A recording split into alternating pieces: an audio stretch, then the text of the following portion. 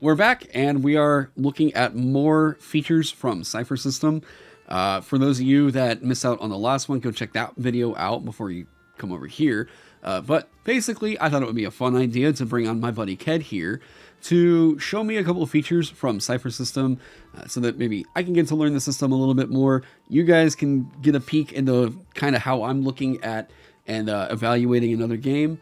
And just had an excuse to bring this guy on and show him off because he is one of my favorite people in the YouTube sphere. And dude, you're a great dude. And he is like the Cypher guy here on YouTube. So you guys should definitely be checking out Ked's channel. Ked, let them know where they can find you. All right. Yeah. YouTube.com/KedHup, QEDHUP. And that name on any social media platform, really. You can find me on the social media formerly known as Twitter, the blue box one, the one with the elephant, any of them, you can find me with that name. And I do a lot of RPG content, a lot of Cypher content. I'd say that's primary, but I do a lot of other RPG, like other games as well. So definitely check that out. And I know it looks like we're like a batch recording with like the same clothes, but it's actually been 3 days now. Yeah. I haven't gotten the change. So oh man, what we were doing with this is I'm just kind of giving them, I'm reading it and kind of thinking about it. I haven't played a lot of Cypher. I mean, the one game I did play was over with Ked, and so I don't have a lot of experience with the system, and I thought that this would be a lot of fun to go through and try and evaluate it and maybe give some reasons as to why I'm thinking about it the way that I am. So with that one, Ked, we have a whole other batch of other features that you were going to show me.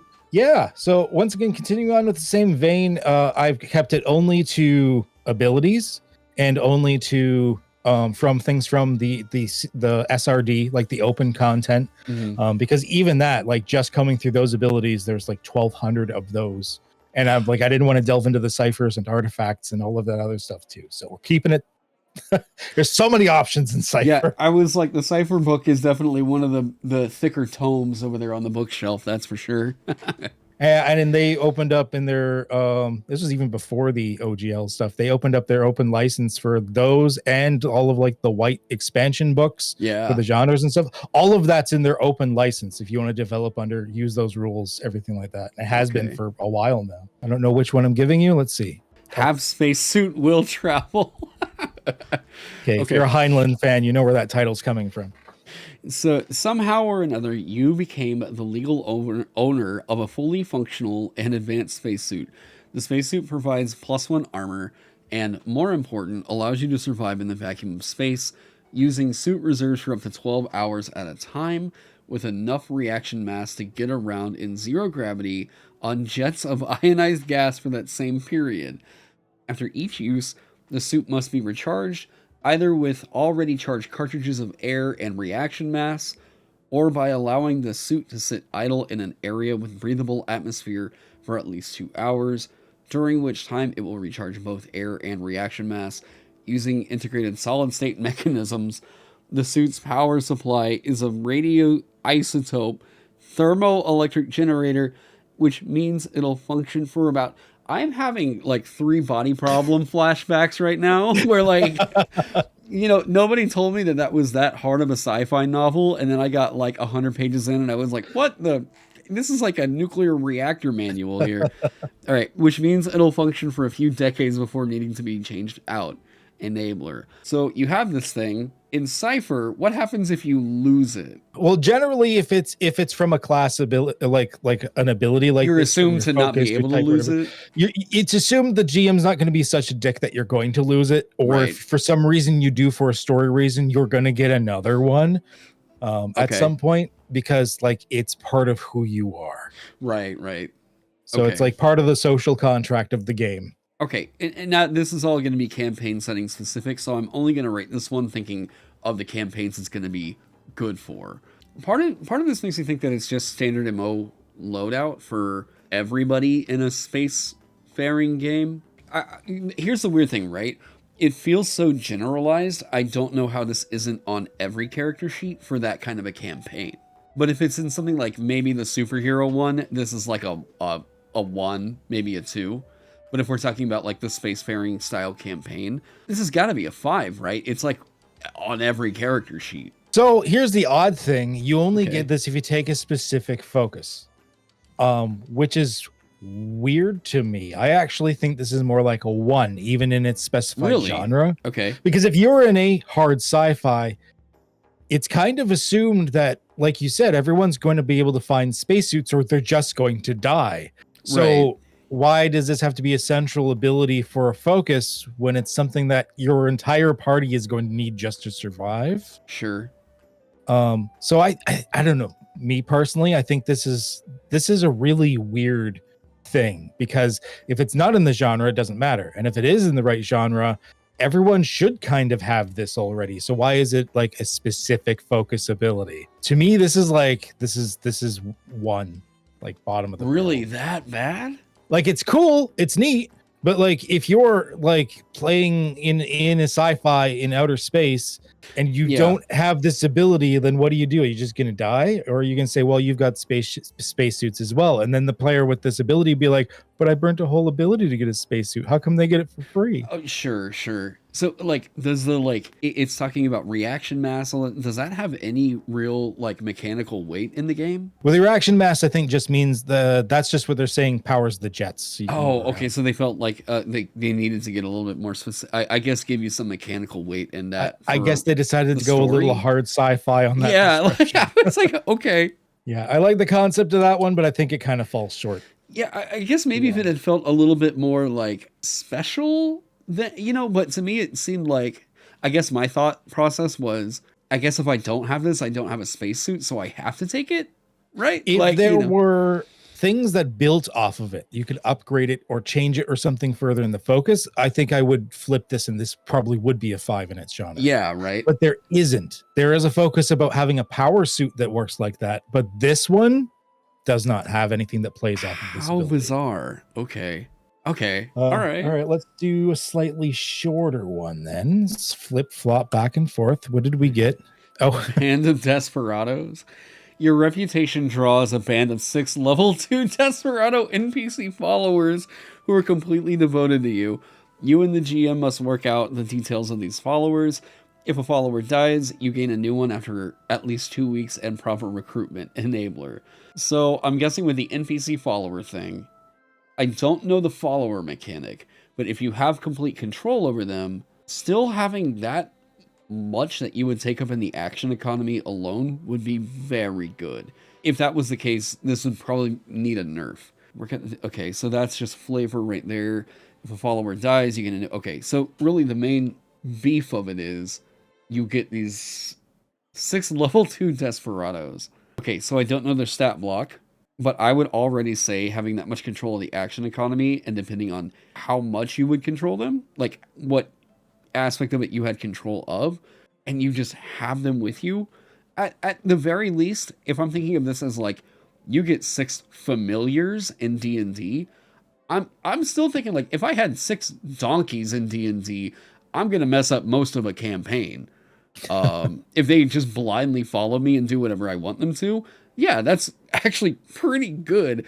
I mean, even I think statistically it's like what, 40 kobolds will kill a beholder.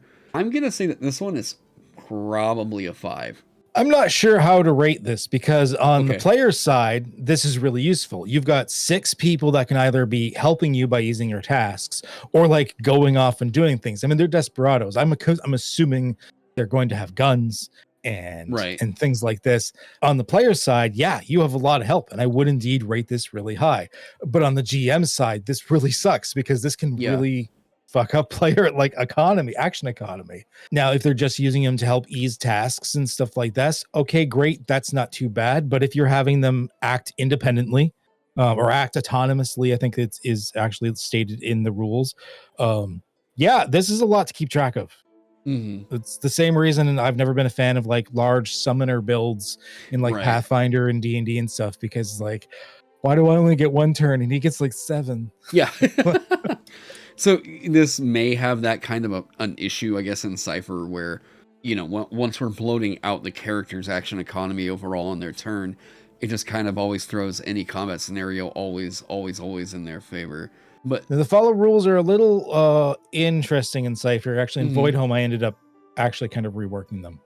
But in general, Cipher, it depends on the type of follower you have and the rules, like the genre that you're in and stuff, like the setup.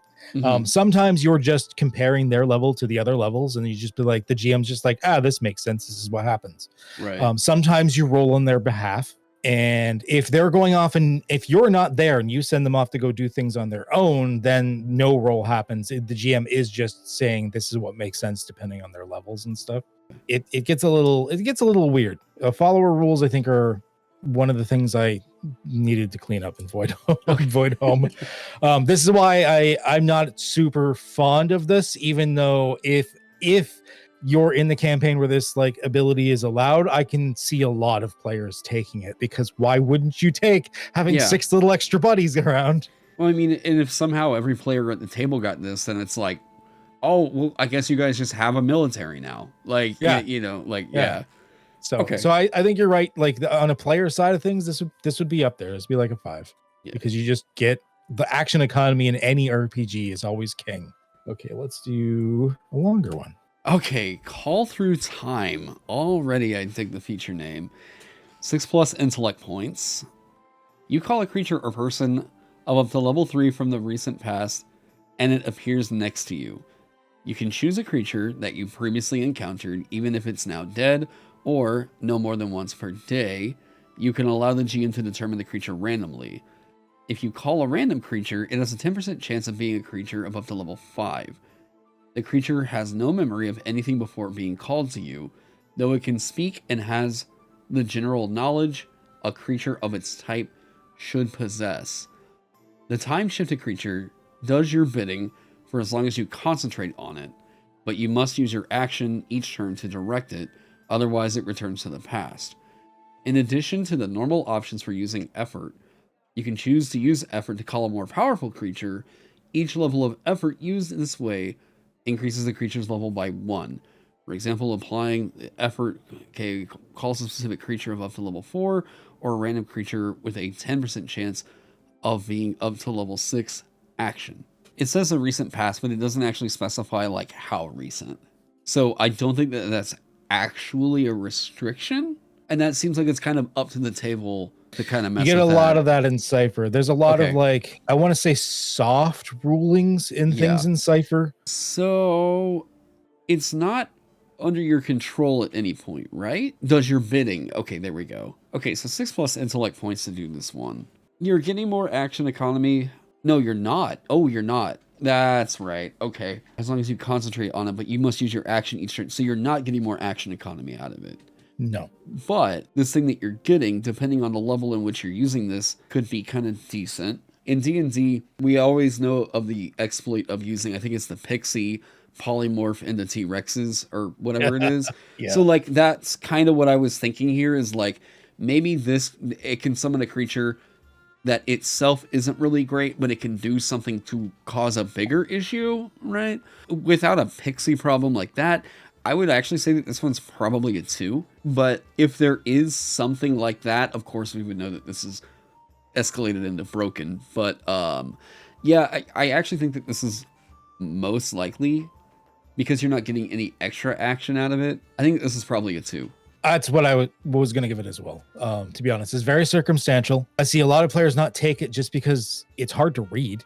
Well, yeah. They see the wall of text and they see all these like random bits of information through it, and they're like, I just can't even, and they just pass it over. But even just like pure mechanically, it's very circumstantial. There are times this could be cool, like say like, we've captured the mayor and we're going to summon like a past version of the mayor and use him to like infiltrate like the town hall and something like that. Like you could use this for interesting things. It's very circumstantial when you use this. I wouldn't see using it very often. And now that you mention it, I could see a pixie problem situation with this. Oh, maybe that might bump it up a bit, because it just says a creature. So if you're in like a modern campaign, okay, yeah, whatever, it's circumstantial.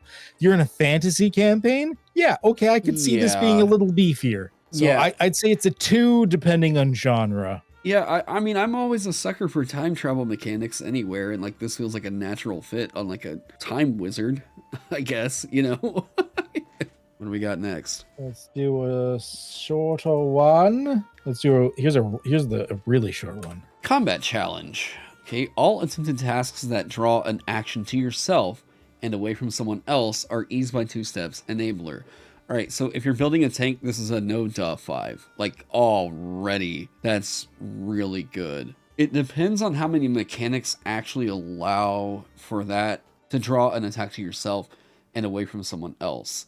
I would assume that because they made this, there have to be a couple that actually do that. 2 steps seems pretty decent, especially seeing that some of them only cost 1 or 2. It's build dependent, but on the builds that you want it to work on, I think that this is probably actually really good and a 5. Not everybody's going to be picking it up, but yeah, in the build that you want it on, I think that this, for a tank, this is a 5. 100%. This is definitely a 5+. If you're like a tank type thing, being able to draw the attack or take the attack for someone, which are 2 different things, are core actions everyone can do. Okay. Not even an ability. Anyone can attempt to draw the attack or just take the attack for somebody. Ah, all right. So this just plays off of that. Yeah. So like, I mean, I'm an absolute sucker for tanks. So like, yeah, this sounds absolutely incredible on that.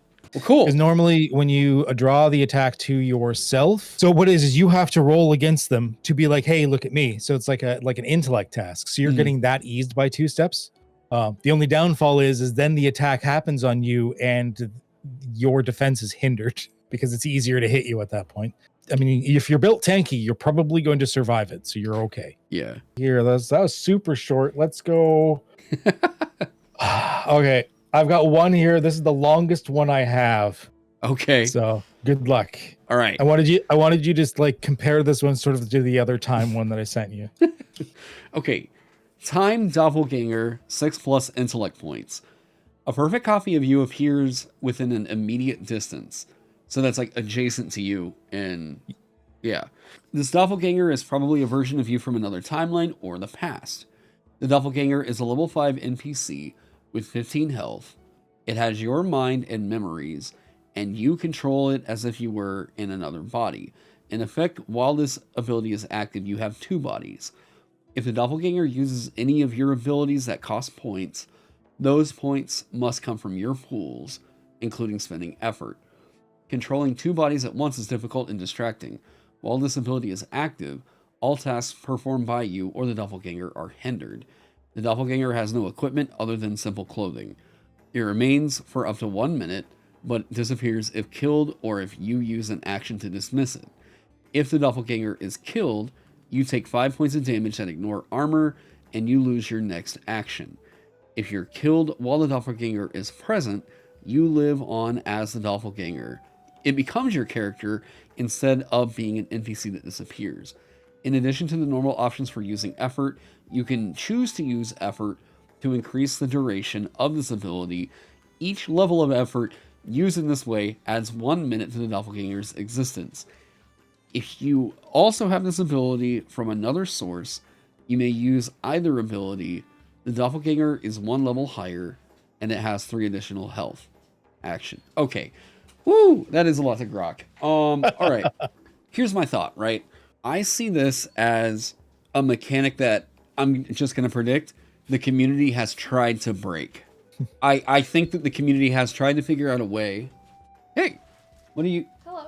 Oh, look at, oh my Delivery. God. Oh, coffee and a sandwich. Oh my God. Hi, Ken. You. Hi.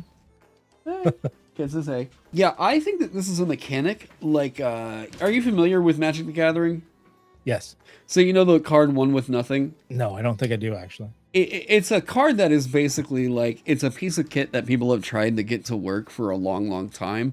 I think whenever you see the card, basically the effect is discard your hand. That's the card. And people have tried to figure out ways to like make that good. Now, this card is universally regarded as like one of the worst cards in the game, but people love it because they're like, what can we do with it, right? So I think that Time Doppelganger is probably a piece of kit like that. So, but I don't know whether or not there is a way to mess with it. Most of the reason I'm thinking of that is because of if you're killed while the doppelganger is present, you live on as the doppelganger. It uses a portion of your health? No, it doesn't, right? It has its own health pool, unless you Right. die, in which case you're just the doppelganger now. Mm-hmm. It's expensive, but I think that there's a way in which this could be used. I don't want to say that would exploit the game.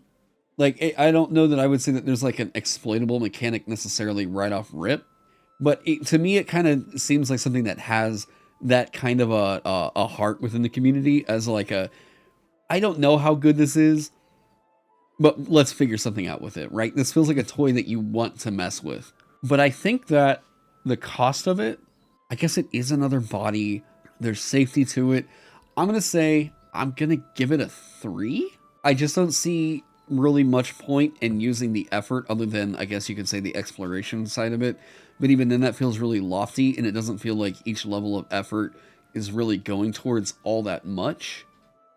Just an extra minute is like, all right, I guess, you know.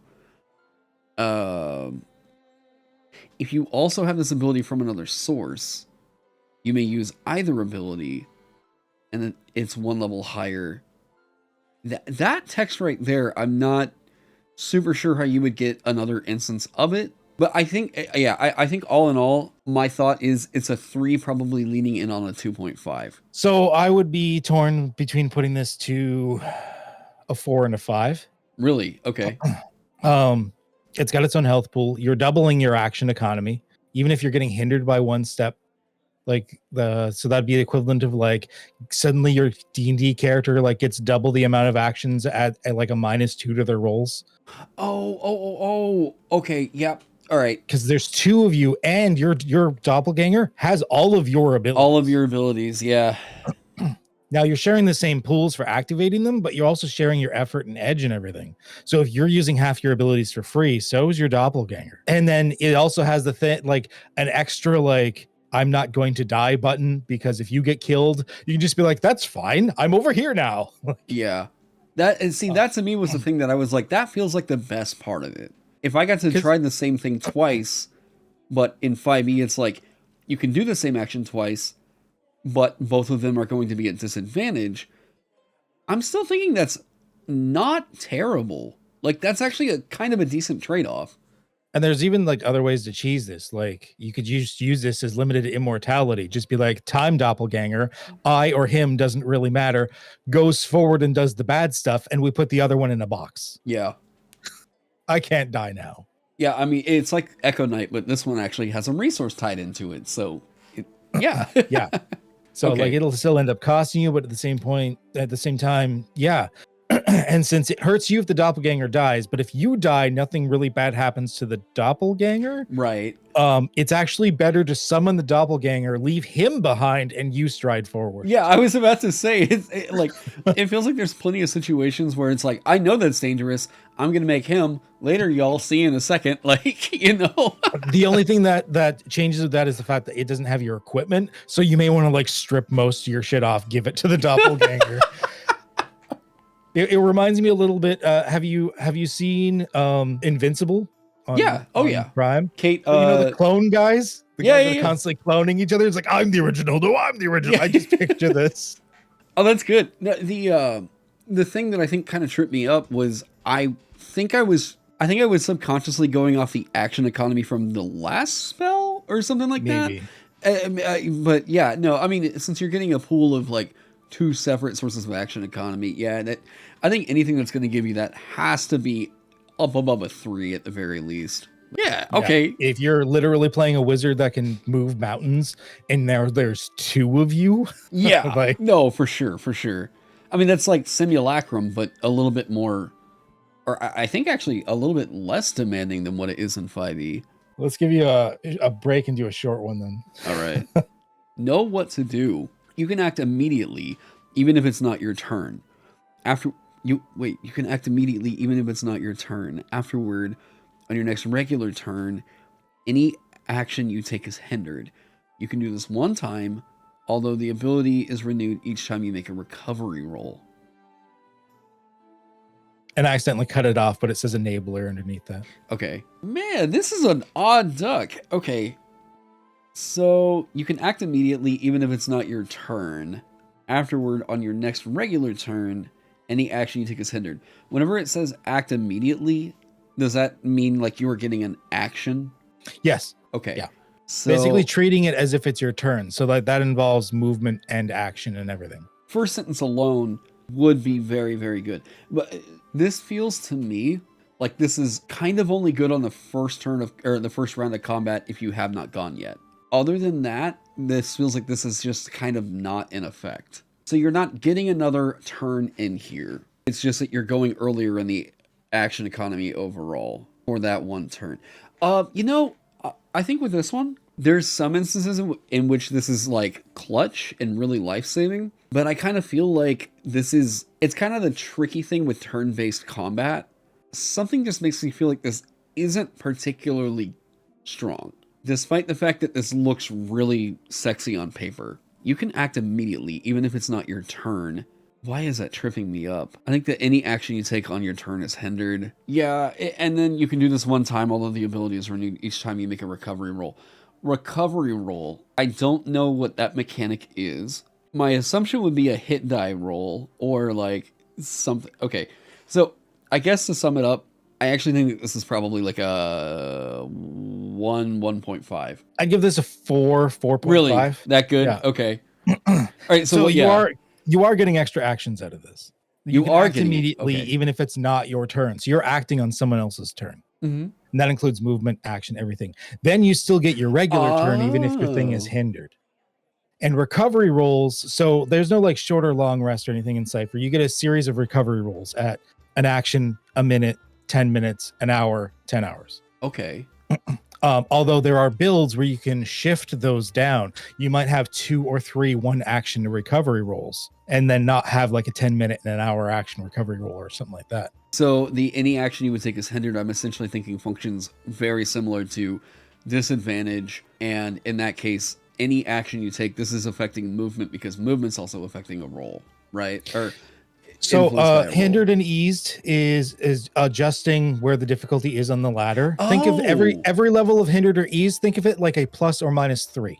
So you're basically taking a minus 3 on like a d20 roll is the equivalent. So you are getting a complete you are getting a turn, yes, essentially out of it whenever you want. The guy can be like pulling out a grenade and you can be like, no, right, take a turn. Right. Okay. Yeah, I guess to me, I didn't really think about movement being a factor in that. I guess really to me, I was just like, it's an action you can take? Okay. You combine with it that fleet of foot ability and you can like suddenly out of nowhere cross the battlefield, slap that grenade out of his hand. It's not even your turn. For sure. Yeah, that one is a pretty good one. I like that one. Yeah, that was fairly short. We got some other chonkers here. Necromancy. All right, 3+ intellect points. You animate the body of a dead creature of approximately your size or small. Wow, what an interesting restriction on necromancy here. Creating a level 1 creature. It has none of the intelligence, memories, or special abilities that it had in life. The creature follows your verbal commands for 1 hour, after which it becomes an inert corpse. Unless the creature is killed by damage, you can reanimate it again when this time expires, but any damage it had when it became inert applies to its newly reanimated state. If you have access to multiple bodies, you can create an additional undead creature for each additional intellect point you spend when you activate the ability action to animate. I think that the last part of that is probably the best part of it. You keep putting in additional intellect points. Yeah, because it's the 3+ on there. So the 3+ for the first one, and then only 1 more for each additional body would be really good. That seems like really fantastic for upcasting. I do think it's kind of funny that like any damage it had when it became inert applies to its newly reanimated state. I'm just thinking about this necromancer that just keeps hauling around different body parts that they're like, well, it lost a hand. No, that's good. Keep that. Like we can work with that, you know? Like, if I give it verbal commands and I have more than one of these things up, can I command all of them? You can command them as a group, yeah. Oh, okay. 1 hour to have a body of any kind is going to be decent. Well, I say decent. It's good. If we're looking at like dungeon crawling, setting up traps, that kind of a thing, it's always good. I mean, part of the strength of necromancy isn't just the crazy action economy. It's the fact that you have an object that is a creature that you can go and send over like traps and, you know, is that chest a mimic? Send the zombie. I don't know. Like, let's see, right? So like, that's part of the strength of necromancy to me. And honestly, part of why I don't really like Echo Knight so much is because it almost feels like it devalues necromancy. God, there's just so much utility you get out of that subclass. I like the fact that it's only an hour, but it allows you to reanimate the body. But any damage it had when it became inert applies to this newly reanimated state. So that means if it took damage before it became inert, that damage, like number-wise, right? We're talking about actual hit points getting reduced. Yeah. That damage remains, correct? Yeah, so it's retaining basically its same health level. I think that the upcasting is actually pretty valuable here. What all they have going for it in terms, I mean, like you're saying, the exploration and discovery side of it is actually more emphasized in Cipher. I would think this is actually quite good at 3+ intellect points, if that's all that's required for this. You know, if you don't have corpses, you don't have this power, but how easy is it to make a corpse? How easy is it to find a human? I guess. Well, no, it's any creature, right? Yeah. Creature. Yeah, this is a 5. Yeah, this is really good. It's a low tier ability. So think like, you know, be like a level 2 wizard and you're already like raising dead type thing. Yep. So it's a low tier ability. Scales really well because as you get a greater and greater edge, so it costs less and less, you can just get more and more buddies. And there's a lot of abilities that end up playing off of it, increasing the levels of the creatures, making it easier, giving them some abilities, stuff like that. This is for necromancy, people like it because it's very easy to use. It's easy of play. Yeah, that's cake. Like, yeah, there's no restrictions on creature type, just dead creature that you can raise up. You found a dead deer in the woods. Hey, yeah.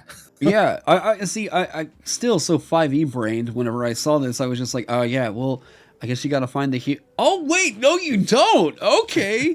No, yeah, this is fantastic. That's a very strong necromancy take right there. A lot of people like it just not necessarily because like it's super strong. Like level 1 creatures, honestly, they're going to evaporate pretty quickly. Although eating attacks that could have been towards you is a big deal, but it's the versatility and the utility out of it. Yeah, you gain these disposable cold bodies that just like do things for you, and a 3 edge is not hard to get. So even if you just permanently want to have that like one servant following you around, it's not going to cost you anything. You just say every hour, I just be like, hey, wake up. Yeah, the size restriction is a little bit odd. I think that there may be other ways that you could probably design a safeguard like that if you wanted to prevent them from getting T-Rex zombies or whatever. But yeah, cool. I dig that one. Last one. Last one. What do we got here? Let's get you a good one then. I don't know what would be more exciting, if I totally got it right on the head or if I absolutely fucked it up. I think if I absolutely fuck it up, that's going to make for a better video. yeah, it would. Okay, we're going to go with this one. It's not I don't have I think I used a lot of the most exciting ones so far, but well, it's not bad. Castigate, 4 intellect points. You intimidate any opponent within long range who understands speech, even if it is not your language, so much that they lose their next action and all of the rest of their actions are hindered for 1 minute. Each additional time you attempt this ability against the same target, you must apply 1 more level of effort than you applied the previous attempt? Okay, so much that they lose their next action, and all the rest of their actions are hindered for 1 minute. They can't keep attempting a save against this, but each additional time you attempt this ability against the same target, so right off rip, I'm going to say that it's good, but it's saying understand speech. That's the one thing right there that I'm thinking could limit this depending on, I mean, that's situational, but so much that they lose their next action and all the rest of their actions are hindered for 1 minute. If standard combat's going to last 3 rounds, I mean, a third of the actions they're going to get for an entire combat is very strong. It is single target, but you're always going to be using this on the biggest, baddest thing. 4 intellect points even to like turn off a creature for a round of combat has got to be good. I don't really think that even that each additional time you attempt this ability against the same target, I don't think that that actually even comes into play all that much. If I was just predicting it based off of this read, I think that that sentence could essentially be ignored and it wouldn't change 99% of tables. the only reason I wouldn't say that it's a 5 is because of that just limitation in there that understands speech. But so with that, I think I gotta say that this is a 4. That's what I would have went with. Yep. 4. For sure. Yeah, it does have some limitations. I mean, you think of the word castigate, and it kind of makes sense for the fact that it's got to be something that understands speech, Right? Because you're basically being like, you're a bad boy, that type of thing, Right. But they don't need to understand what you say. So, like, even things like a dog or something that recognizes what speech is, it could still affect them. But yeah, to lock down their action is, especially for like, the boss fight or the BBEG or whatever. I mean, that's a pretty big deal, right? Yeah. And then the actions are hindered for 1 minute. Like you said, like a conflict or combat is not generally going to last longer than a minute. So like one way or another, like that lasts for the rest, and they don't get to counter that in any way. And you're not like concentrating on this? No, it just stays. It's not action to initiate, it's just action. And there's no concentrating on it. That is extreme. How is this not like the default here? What like now it does get expensive if you want to keep locking down their action, because it's the second time you use it, it's going to be 7 points, and then 9 points, and then 11 points. Mm-hmm. So like if you wanted to keep locking down the BBEG, then yeah, okay, it's going to be a big deal. So on subsequent turns, do you have to keep doing this effect? Not for the hindered bit, but if you want to lock down their actions again, then yeah, you got to do this all over again. Okay. So it's eating your action to eat their action. So like, was I right? That's the only reason I wouldn't make it a 5. Was I right on that last sentence though? Like, does that really come up all that often? Are people actually really using it for that? In general conflicts where you're going to see a lot of like pots on the stove, like a lot of things going on. Honestly, this is not like, you're not going to be wanting to keep doing it on the same person over and over and over again. Right. Unless like, it's only if this is, you're dealing with like the primary antagonist or something, then yeah, that's probably the guy you want to lock down. Yeah. This is a lot of fun. Like, I mean, skimming through, and I know that you do more systems than just Cipher, so like it would be fun to go through even like some older editions I know you played and I maybe only had a game or two of, and do the same thing. But yeah, man, thank you so much for doing this random kind of idea. I've been wanting to do something like this forever, but yeah. With that, where can everybody find you? I guess for the last shout out we'll do on this one. All right, last shout out once again, QEDHUP, the KedHup. You can find me at any of the social media places on the internet superhighway under that name, primarily at my YouTubes, where I have all sorts of role-playing game related videos. A lot of them are Cipher, but I do other systems as well. Recently had some games of like Pathfinder, and I've done reviews of Shadow Dark and like all sorts of other shit.